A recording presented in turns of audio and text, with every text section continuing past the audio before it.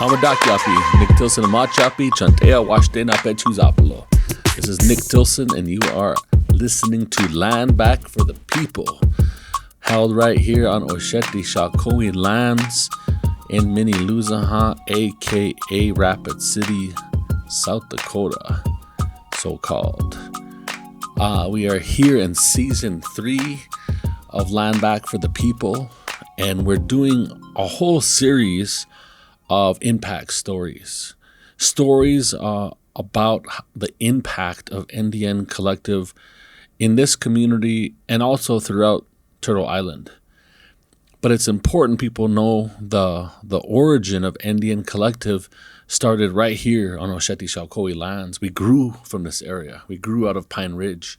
Then we grew into Mini Luzaha, also known as Rapid City.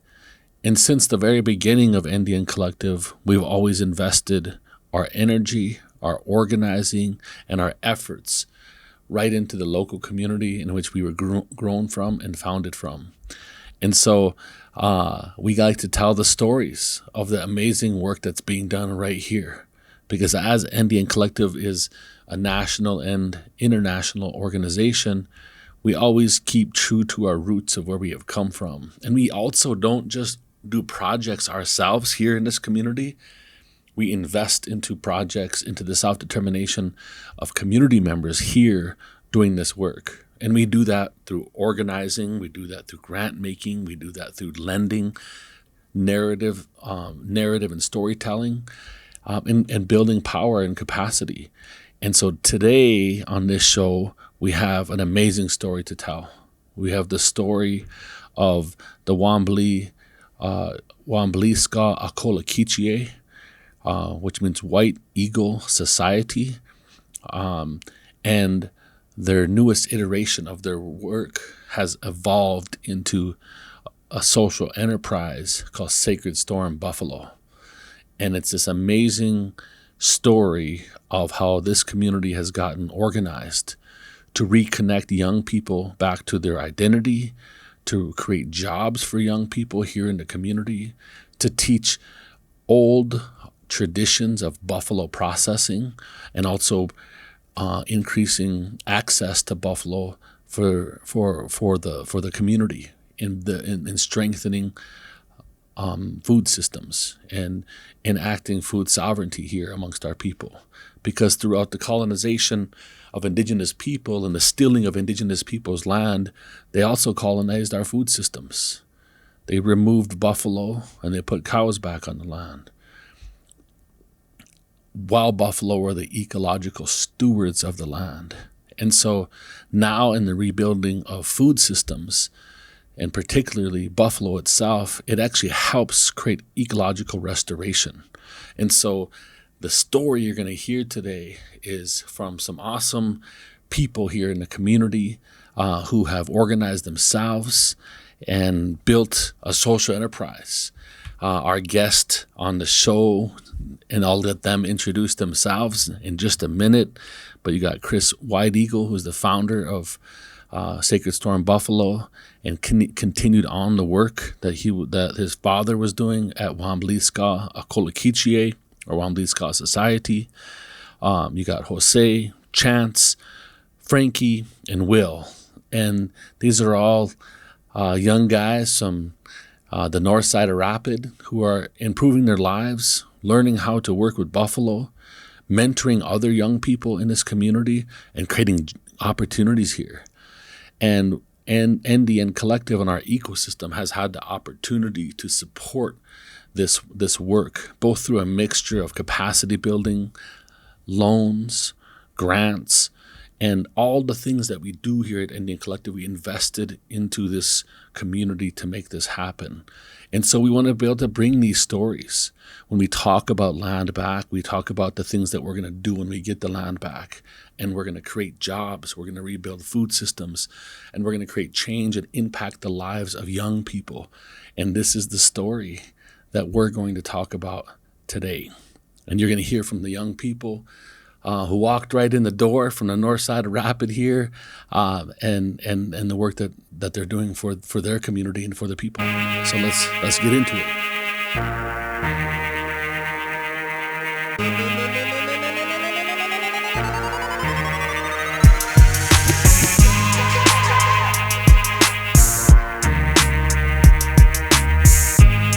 right, here we are, Landback for the people.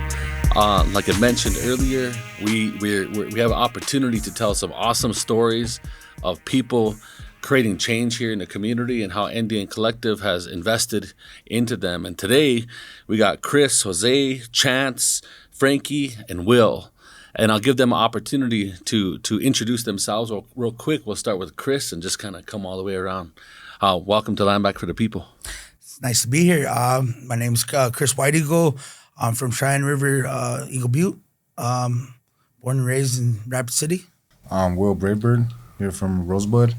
Been here in the community for 5 years now, so yeah, nice to be here. Welcome to the show.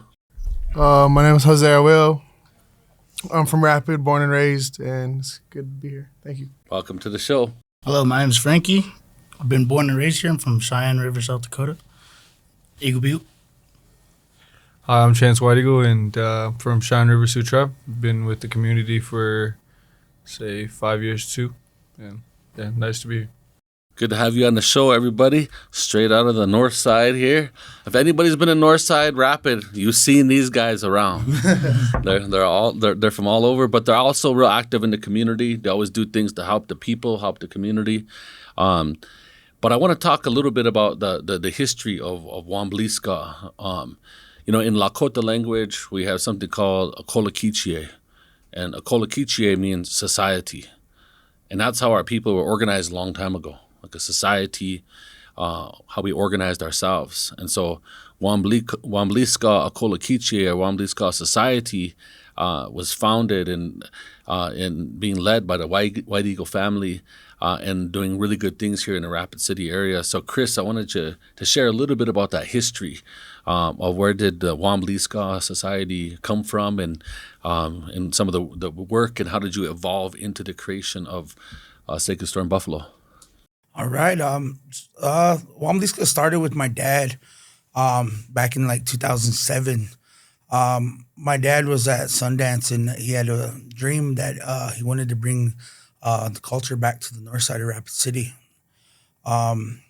So when he come back from Sundance, he ended up starting with my kids, and he started the dance group, Wambli Ska Drum and Dance, out of the back room of Oyaton Lutheran Church. It started off really small.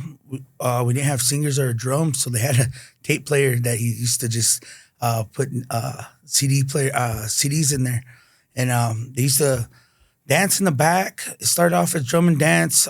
Started off with 4 or 5 dancers. It grew into over 100 dancers. If you was raised in the 2010s, you came to one of Wambli Ska's powwows. He used to host a powwow every Wednesday. It was like a little mini powwow. You get day pay, you'd be able to drum pay, concession stand, full on powwow every Wednesday. So that's how Wambli Ska started. My dad passed away 8 years ago, 2018. He passed away. At that time, I took the reins from Wambli Ska and started doing my work. At the time, I was working as a butcher at Wild Idea Buffalo Company, and working down at the Club for Boys as an older boy director and running the older boys room down at the Club for Boys. I took on the task of trying to keep Wambli Ska alive. So we started doing powwows out of the Club for Boys again, and then that's whenever I first met you. Mm-hmm. I come walking in here with my file, and do you remember that day? Yeah, it was the small office downtown. Yep, the little office downtown. He's like, I got this nonprofit, I remember that. Yeah. Yep, and I didn't know nonprofits. You know what I mean? I've been a butcher my whole life, so I come walking in there, and I was trying to get some help and trying to start the nonprofit, or trying to keep it going anyway. With the help of Indian Collective, we was able to get the teen center up and going.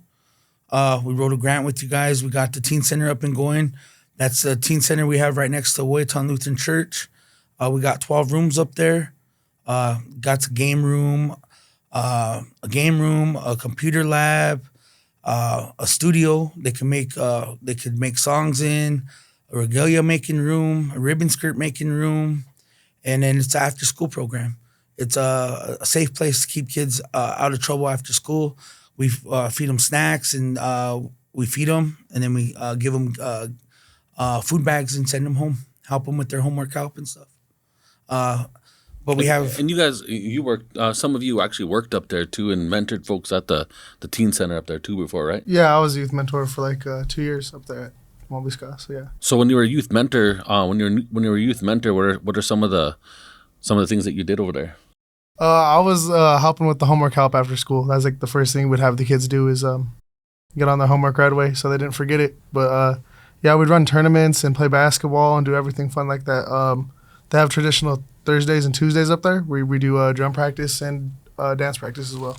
So just curiosity, what drove you to like want to do that, like mentor other kids and do that kind of work?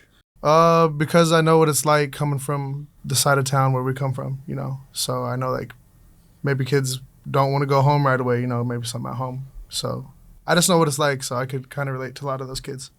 And did the kids feel like they're comfortable with you and connect with you? I hope so. Yeah, I hope so. We always laugh and have fun, so yeah. What about you, Chance? What do you think? Yeah, I'm one of the other youth mentors over there, but I think it's just great seeing all the smiles on the kids' faces when we go out to do trips or go out to eat. Like we've been to Flags and Wheels a couple times and went hiking. But yeah, just a lot of motivation just being around them, their energy they bring. Yeah, and I would say that like that place too is like epicenter for like a lot of families too, because a lot of families don't like. There's the the struggle people have at home, but also like the parents who work late, who don't have the sometimes have the ability to have that time because they're on the hustle, on the grind. So it also helps the parents too, and then there's an Inipi, a sweat lodge over there too. So can you talk about the cultural component of that work a little bit? Yeah. So it's hard to have a sweat lodge here in Rapid City. For all these years, it's always been you go up to Susan. You know what I mean? You got to sign up, and there's always a process. So about 8 years ago, we ended up. That's when you started the Landback stuff, right? Or not 8 years ago, but you started the Landback stuff, and we was able to get the land back from the church, and we ended up getting an EP up there, and we've been doing sweats up there on Wednesdays and Saturdays every week. Mike Cross comes and he runs sweat for everybody, and then if anybody wants to have a sweat, he's open to running it for them.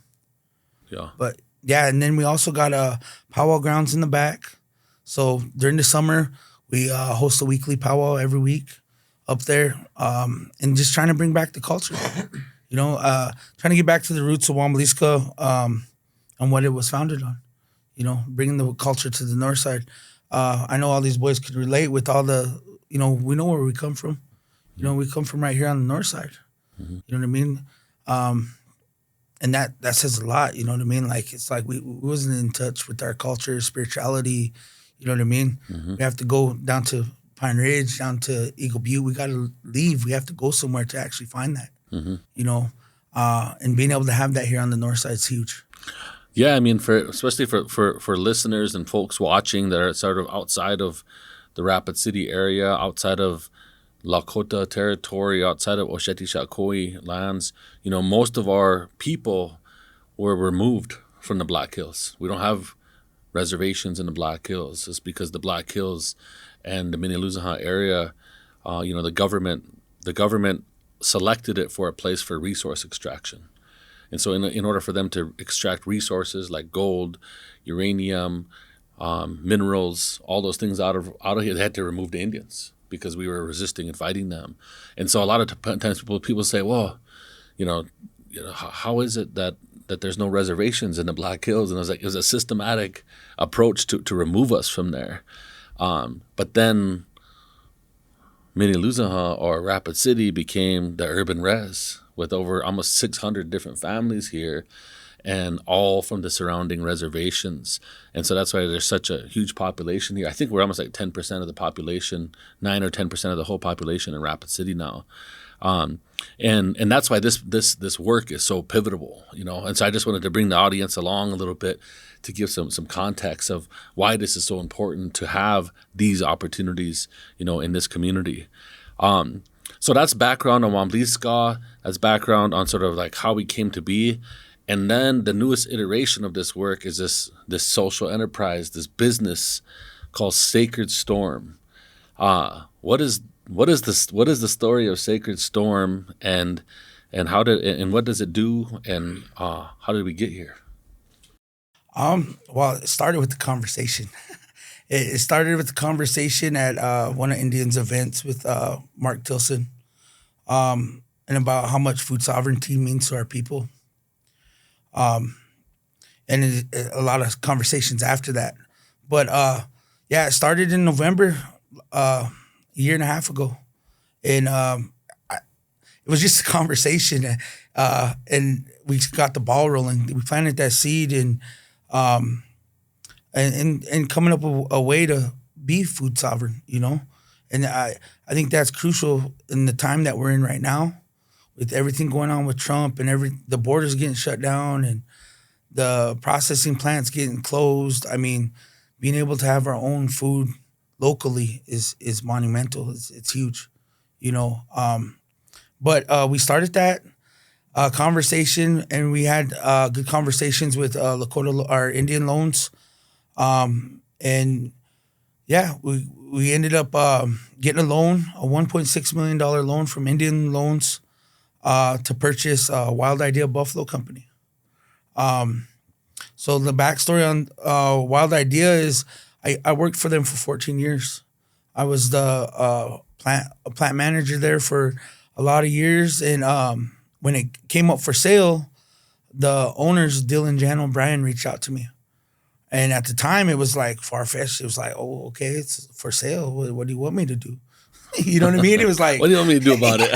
Yeah, like, you know, I didn't know what to do. Good luck trying to sell it. Huh? Yeah, you know, and then that conversation happened, and then all of a sudden it started, you know, kind of manifested itself, and next you know, we're in the loan process. You know what I mean? And I worked with Tani with Indian Loans and Kim, and it's a lot of work, you know, and we ended up getting the loan last year in April. We closed. We got the keys in April 28th. You know, we got the keys, and me and the boys took off running. You know, we had a lot of work ahead of us. That plant was shut down for a year, so we had to get it up and running. So our first initial goal was workforce development, was to give these young men, help these young boys turn into men, and give them the resources and the capabilities of, you know, becoming into young men, you know, give them the tools and resources to do that and help them along and mentor them along with it, you know. So we have a house. We have a 5-bedroom house. We got a mobile mobile harvest facility, and we got a processing plant. We're able to process anywhere from 20 to 35 head a week. Yeah, so we house them. We got housing for them. Right now, we currently house nine young men. And these are young men straight off the street, straight with coming in with their problems. You know, we just took one in today. You know what I mean? And we bring them in, we sober them up, take them to an EP, we smudge them down.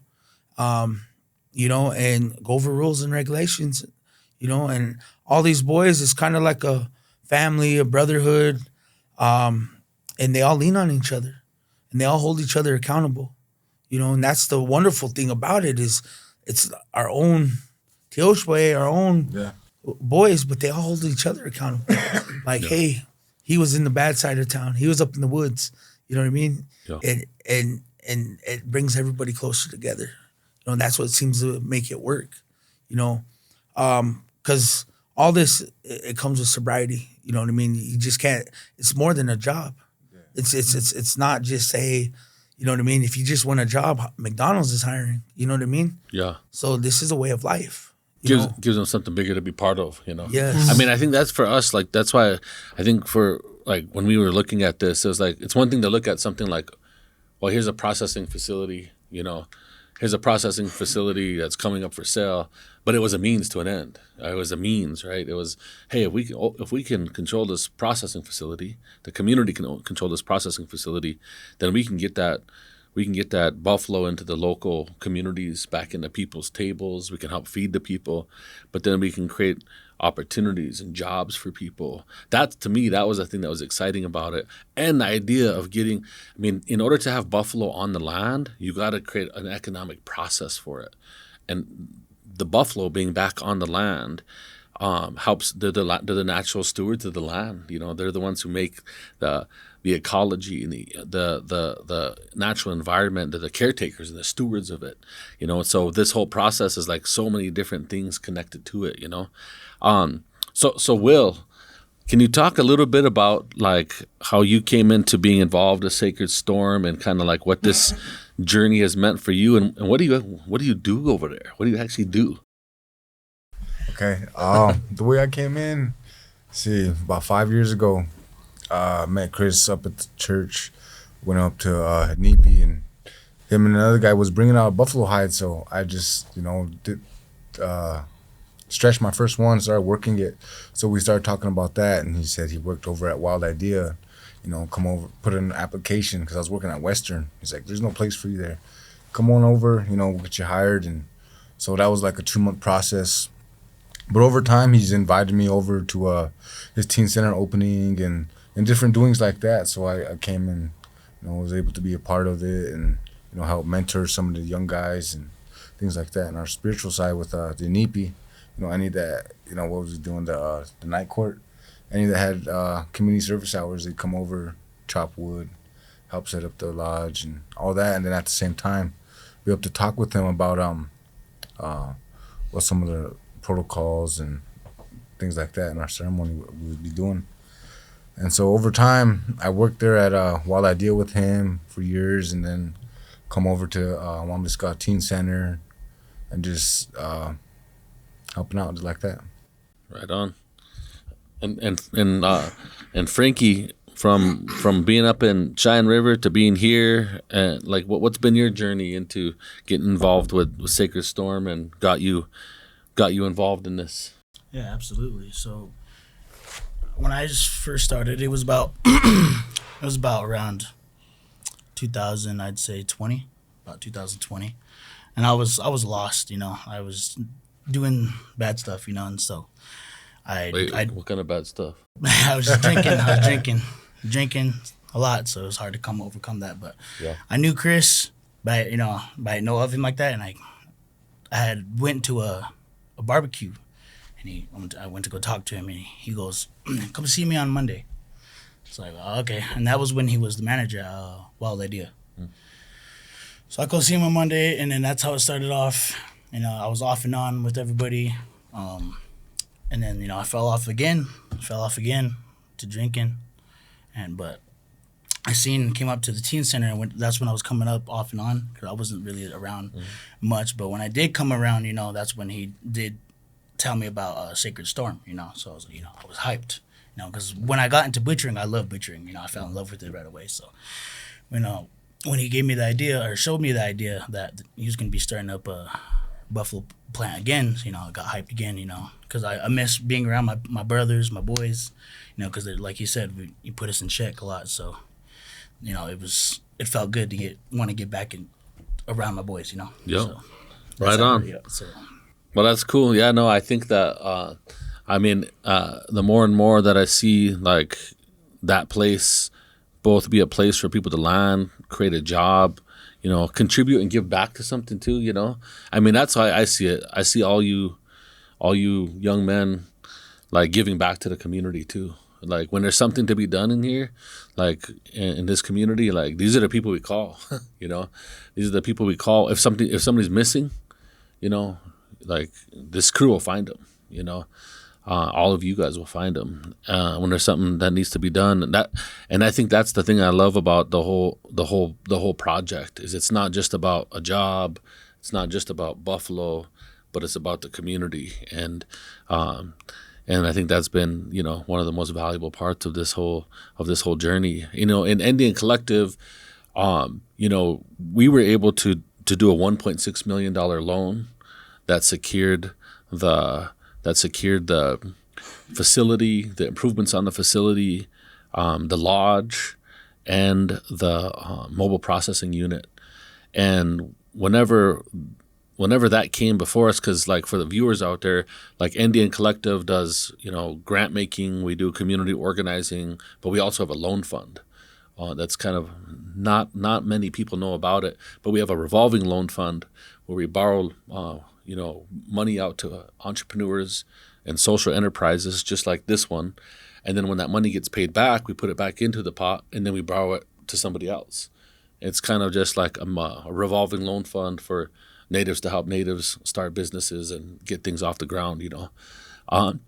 But this was kind of a no-brainer for us because it was like, here, this is a processing facility. We're in the heart of Buffalo country, like right here. I mean, this is the heart of where buffalo comes from in the whole United States. And it seems like Lakota should be doing that.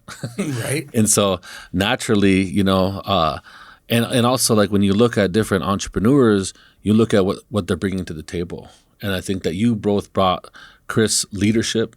You brought a community of people, but also your experience in actually working in that facility and running that facility. It wasn't just like all of a sudden one day some random group of people said, well, we're going to take over a wild idea or buy it. We're going to be butchers now. We're going to be butchers now, you know.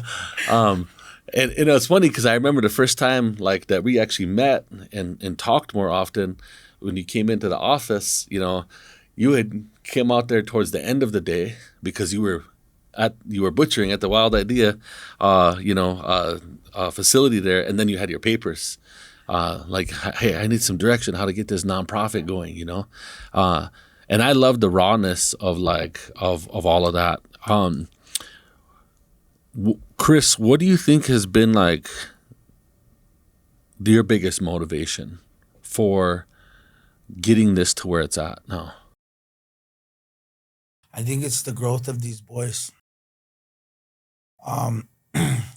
So like for the first 6 months last year, we worked 7 days a week. And seeing these boys come in and like how you said, raw, just coming in with all their baggage. I mean, coming in, fighting with babies' mamas, don't got nowhere to go. I'm trying to sober up, trying to get my stuff together. You know what I mean?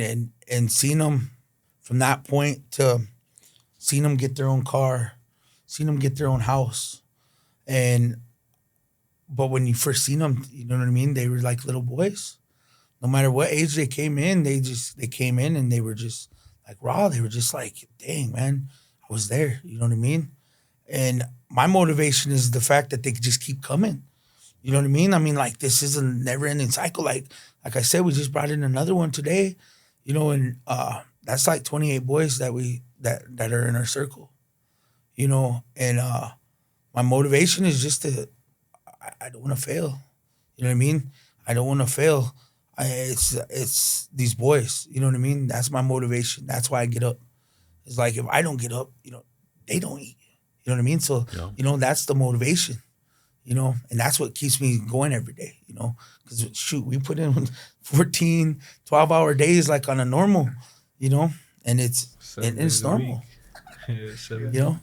Well, and I think that like at the end of the day, like when we created NDN too, it's all about, when we talk about self-determination, that's really like, that's what this is an exemplary example of.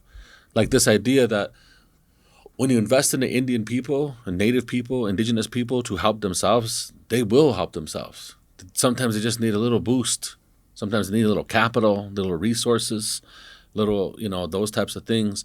And that's what we've seen here, you know, in this whole entire enterprise and business. So we'll jump into a little bit more about what it means to work with the buffalo, So you guys can be thinking about that, what it means to work with the buffalo, and we'll jump back right in here in just a minute.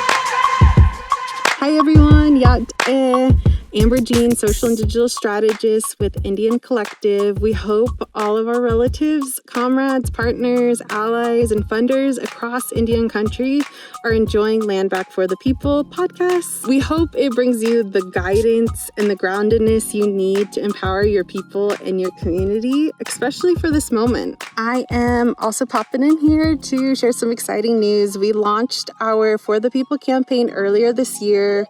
We launched this campaign because of the moment that we're all experiencing, whether that's the loss of jobs due to federal cuts or the rise of authoritarianism. This moment may feel new and the challenges may feel urgent, but one thing I know is that Indian Collective is here and we're ready. Our ecosystem is built for these moments. This isn't work that is just reactionary work. This is done with so much intention, so much strategy, and just so much love for our people and our communities. If you know of any people who are wanting to give back to Indian country and you want to ensure that those fundings are going to the people who are doing the work on the ground, definitely take a look at our For the People campaign. We also have a blog if you want to learn more, and you can always donate online as well. Lastly, thank you for everyone for tuning in. Don't forget to like, subscribe, and follow us on social media. Enjoy the rest of this empowering episode, and this entry's out. All right, we're back here with Wambli Ska Society and Sacred Storm Buffalo, and just to recap, Sacred Storm is a social enterprise founded right here in Mini-Luzaha by this crew to create jobs, to teach young people how to process buffalo, get reconnected back to the land, get reconnected back to identity, and create some opportunity, economic opportunity, mobility. Statistically, a lot of people don't know this, and I don't know if everybody here does too, but statistically, Western South Dakota has the lowest economic and education mobility than any children in America, which means economic mobility means to move from this economic level or condition to this economic condition. And so when we say it lacks economic mobility, it means that we have a huge amount of people just living in poverty and not being able to have a pathway out. And this is one of the indicators for a healthy economy, is how people on the spectrum can move from this place to another place. So to hear the stories about how this opportunity at Sacred Storm has created a way for people to get into a car, to get into a home, those are the things that help begin to stabilize and move people on the spectrum of economic mobility. And so just putting that into context a little bit, this is ground zero in America for economic inequality. And so this business, Sacred Storm Buffalo, has provided an opportunity to change the outcomes of that and change the outcomes of the lives of the people sitting around this table, but also your children, your families. And I think that the other thing that I would say that I've seen from a community standpoint is when other younger people see you all going to work every day, see you all applying these skills to your life and to yourself, it motivates them. Oh, I can do that, Shit, if Jose can do it, I can do it. If Chance can do it, shit, I definitely can do it. So I just wanted to say that, like, you really do see the impact of that. I've seen the impact of, people in my own family, even my own son, looks up to you guys, looks up to you in your work ethic and looks up to, the things that you're doing, to improve yourself and your community. But let's talk a little bit more about the totality of Sacred Storm, because you guys have the processing facility, you have a mobile processing facility, you have a ranch where you have buffalo, and now you have a retail space that you're developing out too. Can you talk a little bit about the ranch and kind of how that came to be? So right in the heart of trying to get the plant up and going,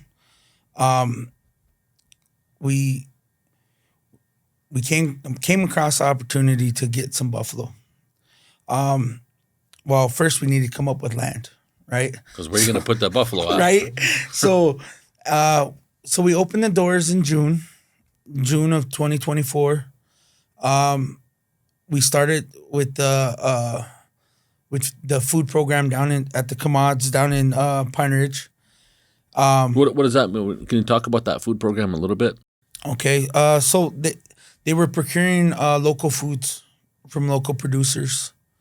They had a grant, and they were purchasing buffalo and meat from us, and they were letting us give it out to north side of Rapid City. So we did like 4 meat giveaways, which we boxed it up and we gave it out to the community of the north side last year. I think it was totaling $1.8 million of that we gave away in food. So with the purchasing of that meat, we was able to purchase buffalo and purchase land. We ended up getting 40 acres outside of Rapid City. And we fenced it. So we went from being butchers to learning how to fence in the middle of winter. To becoming ranchers. So all in like 2 months. Like it happened like quick. So we geared up. We got winter gear on, and we was digging frozen holes. Like we went through like blades on the auger trying to dig holes out in the rocky dirt out there. So but we ended up fencing it all off. We bought some animals from Custer State Park. They came from Wind Cave. It was kind of I got happy on the auction.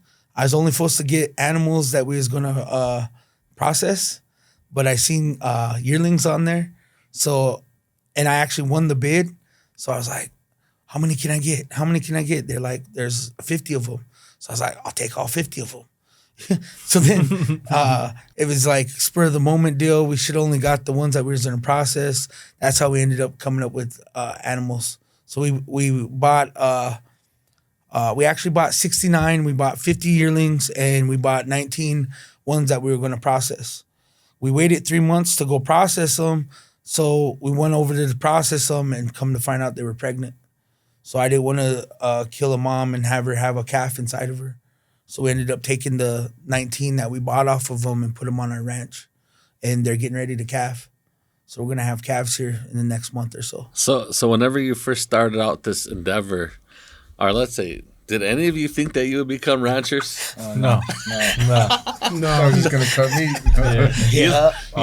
Always knew butchering, but not ranching. Once you get out there, so what did you think then? So when Chris came back home and was like, "Hey, we're gonna become ranchers," what did you think? What did you think, Jose? It all goes back to that. It's more than a job; it's a lifestyle. Yeah. So every day when I wake up and I put my boots on, I'm getting ready to do anything under the sun. There you anything go. At all. There you go. What about you, Frankie? I don't really have much on it. I just, like you said, it's more than just a job. Like just today, I was out there in an eagle costume. So Wait a second, what? Yeah, I was Run that one back a little bit. Holding a sign promoting our retail spot. So I was just out there, shaking it off for everybody out here on hands. In a bird outfit. Yeah.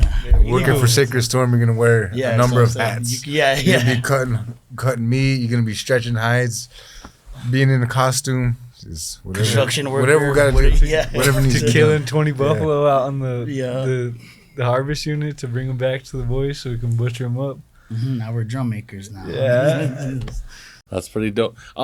So can you talk a little about like how it felt to like be able to take a buffalo from being on the land to processing it to packaging it and then like bringing it back and doing those giveaways to the people? Chance, do you want to talk about that a little bit? Like, Yeah. what does it feel like to give back to the community in that way and help, like, literally feed the people? It feels great. It feels overwhelming at points because it's like everybody's doing their job, getting the boxes ready. The trucks are pulling up and everybody's lining up and just ready to get a box of meat, knowing it's going to be some good buffalo meat that's going to provide the healthy minerals and stuff for them, because buffalo isn't found in every store. So once we do give out all the buffalo to them, then they start getting more healthy and their diets are changing and start doing stuff like that. When he did these box like giveaways where people like fired up, like people were like, holy shit, get free buffalo. Yeah, like they've never seen it before. And there was lines. Yeah. Yeah, there was We had lines before it even started. Yeah. They know when it starts. It's on the flyer. They're already lined up. Yeah. what are some of the things that people say, like, so when they come up and like you're handing them a box of buffalo that you processed, that came off the land, that you then got back, like what are some of the things that people say to you? Is it really free? No. Yeah. Is it really free? But then always, a big thank you. Yeah, appreciative. Yeah.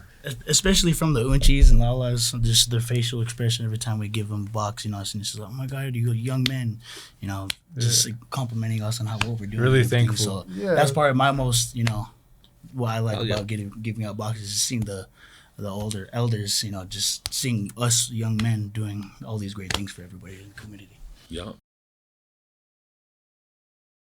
Yeah, I remember here, even we would get calls down here at NDN. Wait, is this real? Like, they'll say, is this real? We've seen this flyer and they're giving away all this buffalo meat. Can we really just go down there and get in line? And it's like, If we could leave shit, it. you better hurry up and get in line down there, because that buffalo's meat's gonna run out before you get down there. Because people didn't know, people didn't know if it was like real, because that's never been a thing. I mean, never been a Sure. thing that all of a sudden somebody give you, a packaged, buffalo, straight from our own land, 40 pounds. I think it's like 40, 45 pounds a box, and each giveaway was giving away 500 to 550 boxes. What was all in the boxes? Quality cuts. Yeah, I mean, ribeyes to. So he works in the smokehouse. He works in further processing. So we had chorizo, Italian sausage, breakfast sausage, hot dogs, snack sticks, bappa, Brats. jerky, brats, ground, all the steaks. That's just from his side Yeah. too. Yeah. All the That's steaks just- from yeah, my that's side. all on One top. side, Yeah, steaks and quality further processing product like jerky and everything. So yeah, a little bit of everything in our boxes, honestly. Yeah. The thing that's cool about this, and I guess like maybe we can reflect on like the culture part of it, is that like we were Buffalo people, like our whole way of life was around this long time ago. I mean, our housing came from Buffalo, our clothing came from Buffalo. Buffalo was what we ate. We're Buffalo people, Without the Buffalo, we wouldn't even be here. And I think now, like, you as young men get to interact with the Buffalo on a consistent basis, when you go out there and you're amongst the buffalo, do you guys participate also in like traditional kills? And how do you guys go about doing that? So the first traditional kill we did with Wild Idea, we're yet to do one on our ranch because they're all calving. Yeah. So the first one we did actually as a group, we did out at Wild Idea. Wild Idea donated an animal to us, and we ended up taking 40 kids out to we went out to Wild Idea's ranch, and we did an overnight at the teen center, and we loaded up all the kids and we loaded them up at 4:30 in the morning. And Patagonia actually did a whole. They filmed it. Mm-hmm. They came out and they did a whole they turned me into a cartoon. Yeah, you got the whole. Yeah, it's on YouTube. Yeah, they turned it into a cartoon and they did. It's called The Hunt. Patagonia did it. It's called The Hunt, but that's the first one we did with all the kids. And we went out and we smudged them down. All the girls wiped down the animal, and all these boys all broke it down. Only thing we left on the prairie was a blood spot. We took everything from it, and then we went back and we had sweat, and it was a really good experience. We brought the drum out. They shot it. All the boys took a bite of the heart. You know what I mean? It was really good. Had elders come out. and then we gave away all the meat. Did anybody gag when they took a bite of the heart? No. Been my thumb though biting in. I know. Well, that's beautiful. What was that like to participate in a traditional kill like that? It was really good. You know, the connection to culture is very important. So when we go out, you know, the intention of harvesting an animal with love and humanity, you know, saying a prayer before we take its life, you know, for offering its life, and giving thanks for what it's gonna give to us, and all you know, saying our prayers and singing a song for that animal, and having the community there partake in it as well. It's really a good thing. Feels good. What about for you, Chance? Just taking a bite of that heart, it just feels powerful. Like whenever you're in it and you're in the setting of doing it, it's just powerful feeling. Like Some warrior shit. yeah, some warrior shit. Like when I took mine, Grandma Max was there. She put blood on my face, and I took a bite of the heart, and we sang a good song, and it was cool, powerful. What about the unchi that was down in Rosebud when you guys Oh just yeah, did that? the last kill. Our last kill we did. Was that down in Mustang Meadows? Yeah, down Mustang at Meadows. Meadows. We took the heart out right after we got done skinning it out, and the unchi said her prayer, went to 4 directions, and then she sang her song, and we all lined up and took a bite of the heart.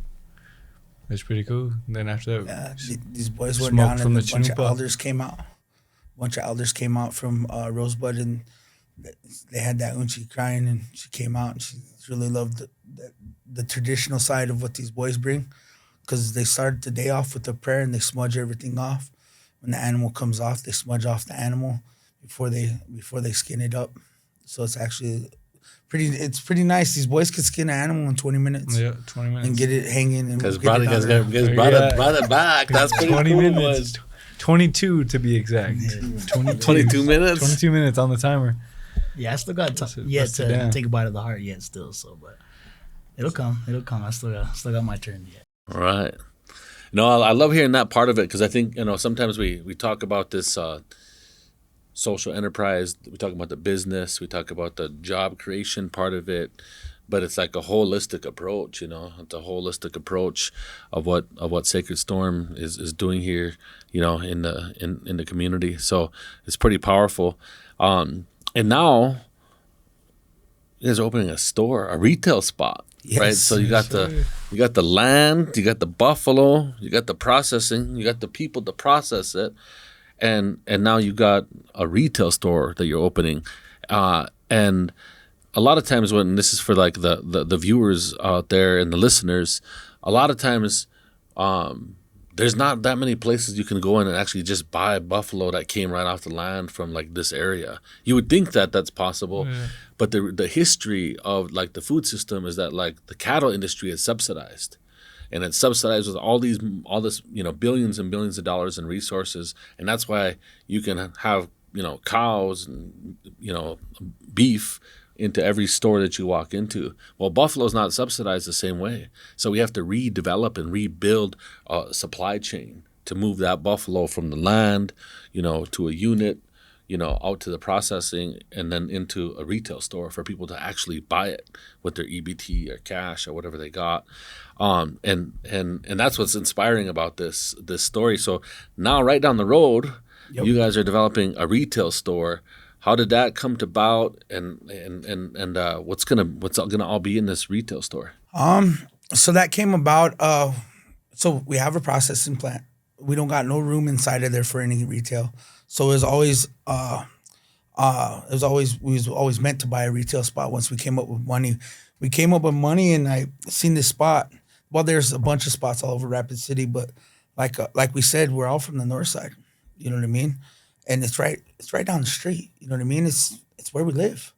You know what I mean? To me, that's actually, you know what I mean, bringing buffalo back to your people. You know, because here we are about to open it up. No one in Rapid City or around the area, anybody that does buffalo, no one does fresh buffalo.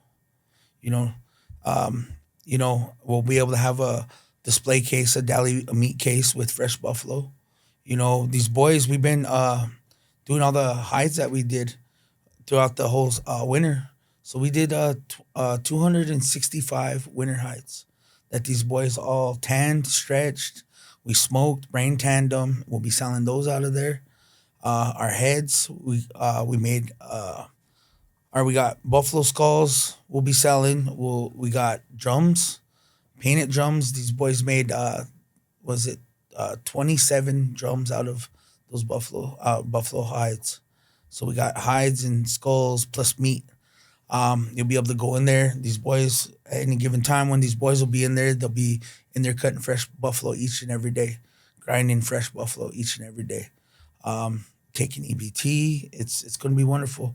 Plus, we also got our food truck. So we got a food truck that will be able to sell buffalo steaks and Indian tacos. We're yet to try to actually come up with what we're selling out of there because it's all over the place. The recipes. Yeah, well, these menu. boys in their TikToks, and they want like stuff that's trending on TikTok. Like There's a lot of good stuff. He said that. Go ahead. Like what? Like break it down. Like hot what? Cheeto rice balls, just a whole bunch of different stuff that I'd like to try in the truck. Just a whole bunch of different stuff that I know. tell them about those rice balls you guys keep telling me the about. hot Cheeto rice balls with cheese and buffalo or beef inside, just break apart. Mad cheese, spicy. Yeah. Hot So cheese. you're a lot of gonna ideas. you're gonna do that with buffalo though? Yeah, so these boys they want to do it's called like a bria bomb. They take rice. We'll take some rice from Oh, I know what Minnesota. you're talking about. Yeah. You know what I mean? Rice, and then we'll take some chuck meat, mix it together, make balls, roll it around in hot Cheeto. Hot Cheeto. Right? Dust. And then Gotta have those hot Cheetos. right? And then put cheese in it, and then they talking about some kind of cheese pull. Yeah. Yeah, it's a TikTok thing or something. I Pull don't know. apart cheese pull. It's gonna be good no matter what it is. I know it. Yeah. If it's beef, buffalo, pulled chuck, That's it's what gonna be good. So you got that. So you got this. You got this retail joint. You can be right down the street, Sacred Store in Buffalo. You won't be able to miss it. The grand opening will be in June. Yep. But you'll be able to come through. So anybody in the Minneluzaha Rapid City community or tourists coming through, it's right off of I-90 here in Haynes Avenue. You get off I-90, come down Haynes Avenue, and look for the huge buffalo. Yep. It's gonna be on top of your building. Yep. So you can't miss it. Like if you miss it, you ain't looking. And the buffalo in there, and in that retail store will be the buffalo that came from the land, processed by you guys, packaged by you guys, and put out there. And then the hides too. Are you gonna sell your drums out of there too? Yep. Some of your drums and hides. Yep, drums, hides, and then we're gonna start. I want to try to be like a food hub. Like we're gonna get some wild rice, some blue flour. Or some food products and some products from other other Native- producers, Native Yeah. American producers. owned producers. Yeah. Yep, So probably some wild rice from the Anishinabes. yep, Yeah. yep, The blue So- flour, yep. Blue corn. the blue corn. Yeah, blue corn. Yeah, blue Yep. corn. We also got a soap line coming out too. It's called Pretty Pink Buffalo. So the girls from Wambli Ska, they've been Teen Center. the teen center, they've been making soap, and it's gonna go towards helping the teen center out.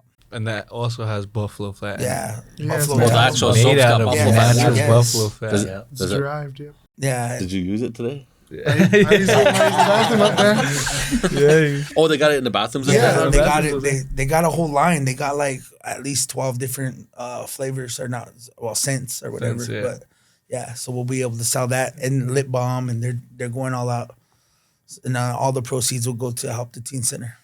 Well, yeah, I just wanted to say keep up the good work. I mean, NDN's small role in helping this, finances business, having you all's back, learning alongside of you guys and supporting you guys. This is like perfect. When it created Indian Collective, our mission statement at Indian Collective is to build the collective power of Indigenous people, communities, tribes, and nations to exercise our inherent right to self-determination while fostering a world built on the foundation of justice and equity for all people in Mother Earth. And that was like our call to action. That's our mission. And we envisioned when we started this to support things like this, to support things that are being led by people in community to make a difference of their lives. And it's cool to be able to see this big vision that we had actually land right here in this community and have it impacting all of your lives too. And so I just wanted to encourage all of you to keep doing what you do for your families and for the community and for the people. And we'll have to get updates from time to time. Maybe we'll have to come back on the show in the next season to get an update of what's happening. But in the meantime, how can people follow you all? How can people follow the work of Sacred Storm Buffalo, and what can people do to support it? You could look up our page. It's wambliska.org. We got a Facebook. It's Sacred Storm, and then Wambli Ska's Facebook and Instagram. And there's a new website called sacredstormbuffalo.org, right? Yep. And so you can go to sacredstormbuffalo.org and you can actually donate to this work. Yes, you you can can. contribute to it. Also, people buying products, right? If they buy Yes. products from you all, it helps create the revenue to keep the projects going. Yes. Any other way people can support? That or stop in. Stop in and grab a shovel. Yep. What do I got work? Don't forget about the TikTok. Oh yeah. What's your TikTok handle? Sacred Storm Buffalo, I'm pretty sure. Sacred Storm Buffalo. Yeah, Sacred Storm Buffalo on Get our TikTok. TikTok blowing. Yeah, you'll be able to see these boys in their TikTok. They're trying to become TikTok influencers. Trying to go viral. Frankie dancing. You know. Oh man. Yeah, so check it out. In closing here, I just wanted to say, this show, is called Landback for the People, and we created this show because Landback is a movement that nobody controls. Landback is a movement that lives in the hearts and minds of our people everywhere, and the Washichus or the white people always say, when you get the land back, what are you going to do with it? What are you going to do when you get the land back? And I always say, well, we're going to do things like rebuild our food systems, build housing for our people, build our own schools, get reconnected back to our culture, rebuild our relationship with it. And that's what I see happening here. So this is an example also of like when Indian people get their land back, what are the things that they do? They actually improve the lives of our people in our community. And improve the land. And improve the land too. Mm-hmm. Because that's the key part of this, right? Yeah. Because buffalo are the natural ecological stewards of the land before us even. Mm. But if our work and the work that you all can do can help get the buffalo back onto the land, then it makes the land stronger, it makes the land better, and then it makes it healthier for all people. And so it's like full circle, it's like all interconnected from our ancestors, And so in closing, we'll start over here. Is there anything that you want to say to the audience and to the people who follow Sacred Storm Buffalo and follow the show? For the ones that ain't following Sacred Storm, I advise you to start, because we're doing great things for the community, for the people, and just tune in, because we got a lot more stuff coming. Right on. Yeah, absolutely. He couldn't have said it better. Yeah, just tune in, get to know us, come pop in, say what's up, buy some meat, and everything. You'll slowly start to see things, play out as over time.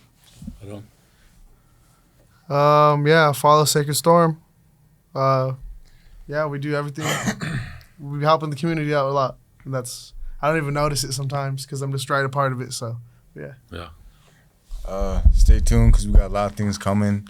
We're always into something. You can help out, support, whatever. A lot of good things. I would just say go to sacredstorm.org, and we got a wonderful page. Go in there and support, donate, support. Yeah, make sure you, that's the thing that's the thing. Like when you go on to their videos, like their videos, because that's how people can get out there. On their TikTok videos. I don't even have a TikTok, but now I'm kind of motivated to get one, just to see. I want to see Frankie dance. I want to see Frankie get down. You'll be able to see Zay. Zay did his swim move. Huh? Yeah, that was Zay. That's a good one. Yeah. So if you cruise by the north side of Rapid, but thank you for coming on to this show. Landback for the people. Thank you for the work that you do for the community. And thank you to all of our listeners out there. A lot of times people say, well, what does NDN Collective do besides protest? What does NDN Collective do besides march? What does AIM do besides march and protest? It's like, we're the same people that are marching and protesting that are doing this work too, that are creating jobs, that are working with the land, working with the buffalo, creating opportunities. And it's a reminder to like everybody out there that Landback and the Landback movement is not just about this concept or idea. It's something that can be practically applied to improving the lives of Indigenous people everywhere. And we see it right here in this community, and we see it right here with Sacred Storm and the work that you all are doing. So thank you for coming on to the show, and we will continue to support y'all's work in whatever way that we can here from NDN Collective. And we'll have to have you back in the next season to get an update. And by that time, maybe Frankie will have some new moves. Thank you, everybody. Yes, thank you. Hopefully. Dope shock. All right. It's good. That was good. Yeah.